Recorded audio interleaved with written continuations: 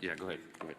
The Supreme Court, and specifically Justice Gorsuch yesterday, seemed concerned about the Trump administration's usurping congressional authority, calling it a, quote, one-way ratchet that can't be turned back. What's your response to that? Are the justices right to be concerned that Congress isn't fulfilling its constitutional obligations? I don't find myself in disagreement with Justice Gorsuch too often, but I think he's missed the mark on this one.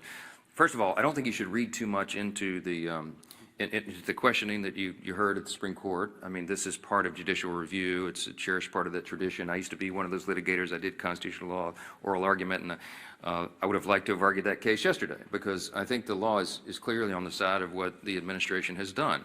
I'll remind you that I'm a jealous guardian of Article 1. You know, the legislative branch of government in our constitutional system is the most important. It was placed first in prominence. And that's true. And while Congress has a role to play in tariffs and related trade and economic policy, the executive branch does as well. And I think the president has used that well within the bounds of what he's allowed to do, because he's addressing what was truly a crisis for the country. The trade disparity had gone on for decades. It was creating a real imbalance, and it was adversely affecting American people and consumers. Remember that he ran on this idea. He talked about tariffs on the campaign trail, and he got a popular and electoral college mandate in the election.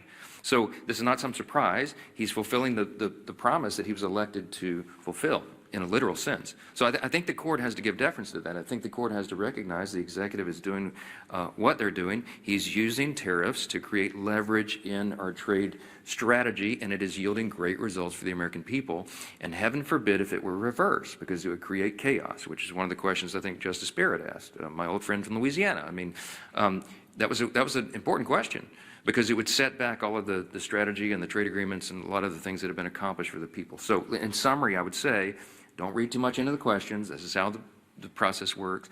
I'm sure the court will look at this very carefully and deliberately, as they do, and I expect that we'll have a majority of the court that says that this administration is doing what they have the legal authority to do.